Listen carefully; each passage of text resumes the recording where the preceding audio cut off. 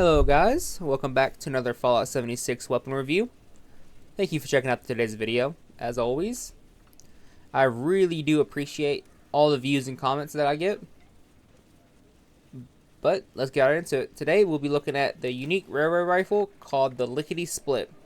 You get this railway rifle from the 4th raid in the new raid, in the Gleaming Depths raid.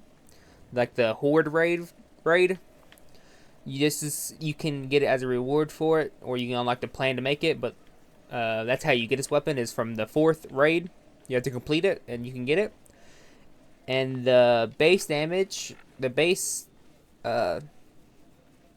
legendary effects are, it has Juggernauts, limb damage, resistance when you reload, and then it has the 4-star where when you cripple a limb, they explode and deal damage. It does have 20% less projectile damage, so 20% less like regular damage. And the railway spikes can shatter and ricochet for up to 42 damage when you just shoot it regularly. So it can like ricochet when you shoot people, shoot enemies, anything. It just kind of can ricochet. The mods I use for the weapon is the automatic piston receiver, the long barrel, the recoil compensating stock, no sights, because there is no sight for this weapon that changes anything about the gun in VATS wise. So I just use regular sight. You can use any sight you want. It won't change the outcome at all when it comes to VATS. Just personal preference.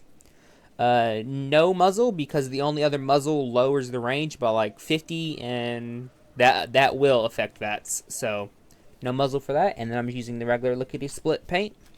For the special, I use 6 strength, 15 perception, 6 endurance, 3 charisma, 1 intelligence, 11 agility, and 14 luck. I use easy target, barbarian, scatter shot. So for the limbs, so hopefully I can stagger more limbs easier with this because it hits all the limbs. Bandolier, because railway spikes are heavy. So if you use any railway rifle, bandolier is, or if you have belted, you would need bandolier or belted. Blocker, just so I can take less damage. Numbers crunchers for more damage. Downranger for more damage. Tormentor for more damage if they crippled limbs. Tank Killer for more armor penetration. Concentrated Fire just for VATS. Awareness for VATS. Grenadier, because the explosions for this weapon does get affected by Grenadier. Okay, and then for Endurance, I have Life Giver, Iron Stomach, Natural Resistance, Thirst Quencher, Fireproof, Starch Jeans, and Rejuvenated. For Charisma, I have Strange in Numbers, Tenderizer. And then Intelligence, I have Demolition Expert for more explosive damage for the explosives. Scrapper and Good Result. I have Gunslinger, Gunslinger Expert. Pack and Light, Enforcer, Gunfu, and Adrenaline. For Luck, I have Grim Reaper Sprint, Better Criticals, Ricochet, 4-Leaf Clover, Class Freak, Critical Savvy, and Junk Shield. For the Legendary Perk cards, I have Maxed Out Strength, 3 out of 4 agility, maxed out intelligence, maxed out endurance, 3 out of 4 of taking one for the team, and 2 out of 4 for what rads. Because I will be running this as full HP, because you need to, because it has Juggernauts. So right now I'm sitting at 53%, which isn't the best. Juggernauts is like, you need a lot of health for it, and sometimes it's kind of annoying to get a lot of health, but for this weapon, you have to use high health build, because if not, you will get significantly less damage. Armor, I will be using a full set of regenerating solar armor with plus, I think it's 3 of these pieces have, yeah, 3 of these pieces have plus 2 endurance for more HP. 2 of them have more perception. They all have ultralight build and polymer for their things for more AP and then more defense. And then my chest piece has dense for reduce incoming explosive damages by 50% for just more survivability. I won't be using any food with this build, except for just having full HP and full stuff like that. So I'll get the AP and the benefits for having full AP health and food, which ups my health by a lot. So it should shoot my weapon damage up to 60%, having full food and hunger, or food and hydration. Really important to be full on those. You get a lot of benefits. Definitely when you use the regenerative, rejuvenated perk, it just helps so much. It just increases your health, strength, and endurance by a lot. So it's just more health, more AP. So here we are outside West Tech to test out some super mutants. And yeah, the cool thing about this weapon is all of the explosions it does. Now the only thing that sucks is that you are using a railroad rifle, and it just doesn't have that much ammo in it in the mag. It has 15, which is 5 more than the normal railroad rifle, but it still isn't too much.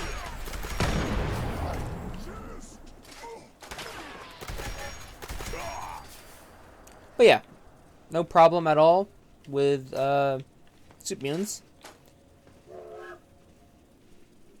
Now, I do notice with the explosions and stuff like that with this gun, it doesn't do damage to the thing, like when you...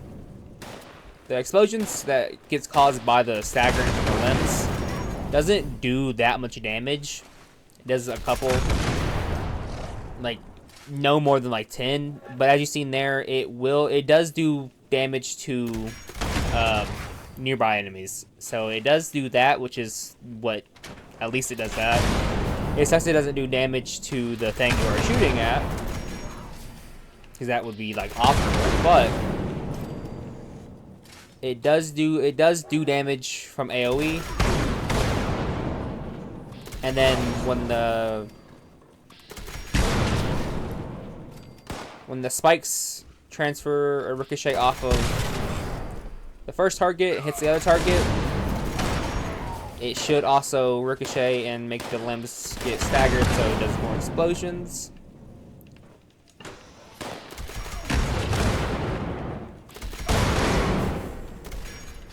But yeah, this weapon is it's very visually pleasing. It looks nice to see all the explosions.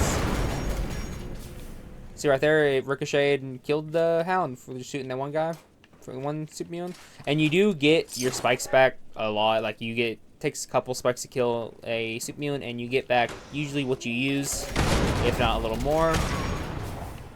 Like I took 2, I got 9 back from there. So you do definitely get back more spikes than you use, which is always good.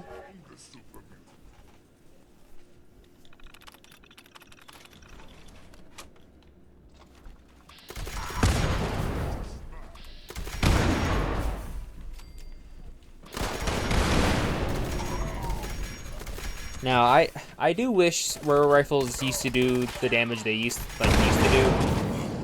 Railroad rifles used to be so good, but they got nerfed where they're still really good. But they're definitely a former of. They're not their past former self. They are definitely.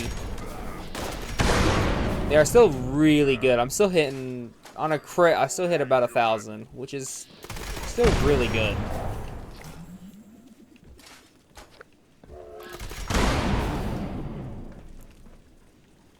One more down here. Oh, maybe. Oh, there it is. I staggered him earlier. But yeah, super mutants, no problem with this weapon. It's really fun. It's loud and really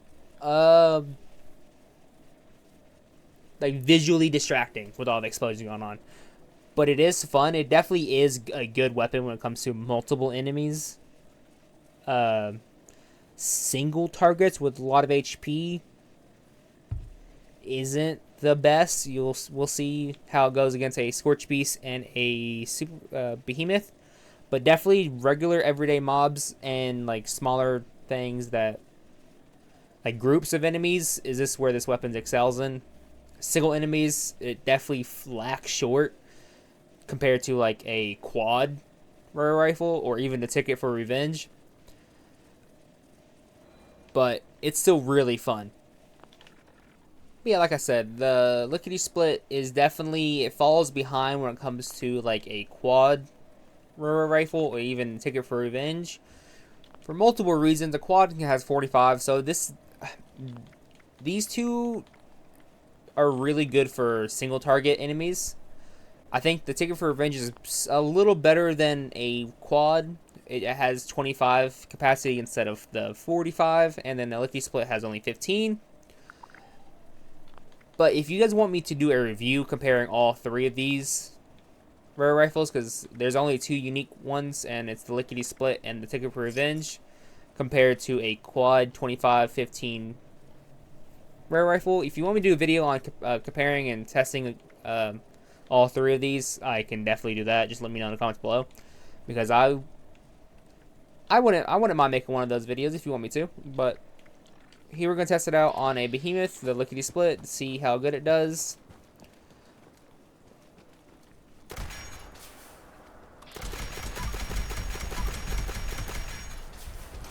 But yeah, it's definitely,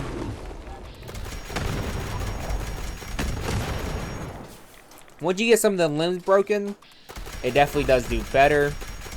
But the 15, only having 15 spikes in it is what definitely isn't the best when it comes to that.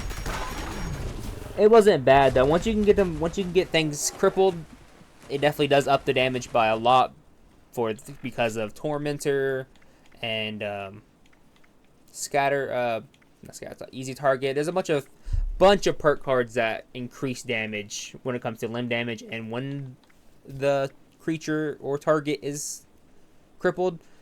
So once you get a thing crippled, this weapon does do some decent damage, but that's the caveat, that you have to cripple the enemy, and sometimes it can be really frustrating to cripple an enemy, definitely a bigger enemy. Okay, here we are to test out against a Mirelurk Queen and some Mirelurks.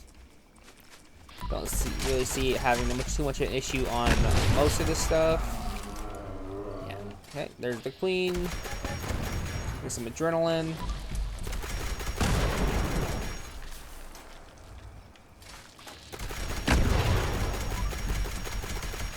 But yeah, once you get it crippled, it's really good. It's a really good crippling weapon. It's just, it kind of sucks that you have to cripple the target for it to do really good damage. But yeah, it took out the Queen pretty easily once it got it crippled.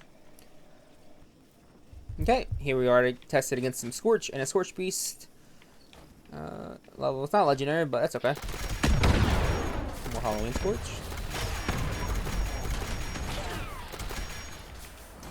Like I said, it's a very visually pleasing weapon because of all the explosions. And again, in hordes, it definitely does do.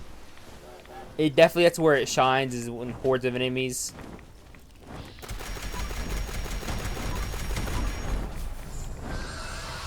And it's just the 15, only having 15,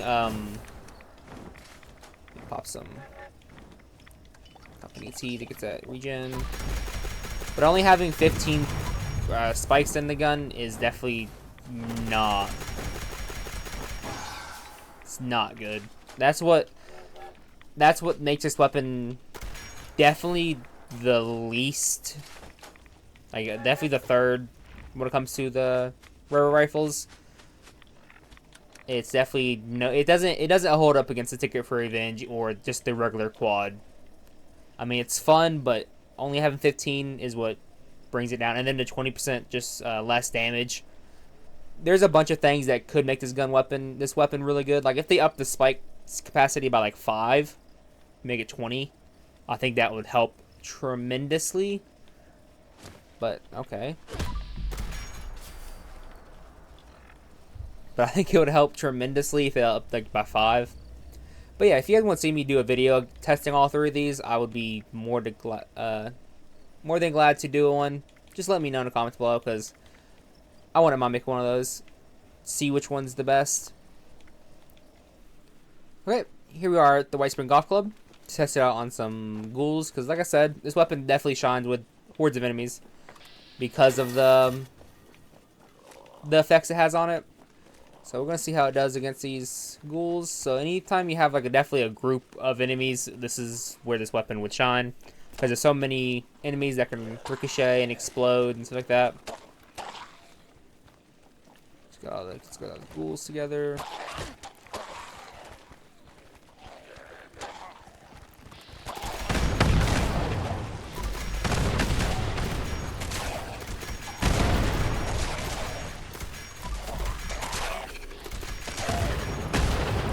And another problem too that I noticed,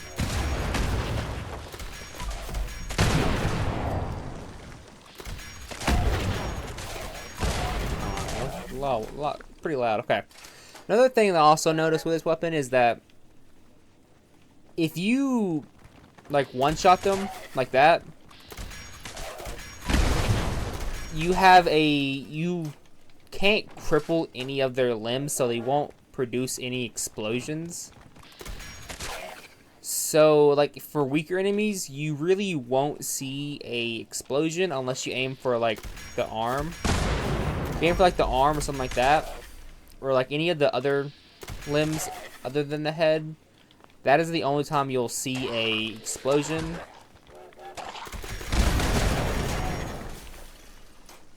And hordes of enemies, like weaker enemies, unless it ricochets and hits another enemy, and then that ricochet can also cripple the other target's limbs. But if you one-shot an enemy, I'm pretty sure that it won't produce the explosion to nearby enemies. The explosion, because it just, you kill them instantly, and it doesn't have any. You can't cripple any of their limbs because they're already dead. So that is a bad thing about it, is that if you're so strong and you just one-shot things, you don't get the explosion. So you'd have to fight. It only really works on beefy enemies, high health enemies, which sucks, but at least you're one-shotting the enemies. I mean, that's cool, but it makes the 4-star completely useless if you one-shot the enemy. That's it for this weapon. It's a good weapon. It's definitely not like it's not even a top 5 for me. It's fun and unique enough to change up like a play style, but it's definitely not enough to just, it's not a daily use weapon. I wouldn't even, like, I would, if I had it and it had it to be fun, I would use it, but I don't see any case where you would have, like, this weapon would be like the first choice. Like even in like Radiation Rumble where there's a bunch of enemies, I still think a quad or even a Ticket for Revenge would just do so much better because of the capacity of it. It is not a bad weapon. It's just, I think the capacity holds it back tremendously on what it can do, because 15 is not that much to do anything with. Definitely take down bigger targets like a Scorch Beast or stuff that you have to reload 3 or 4 times to even do anything.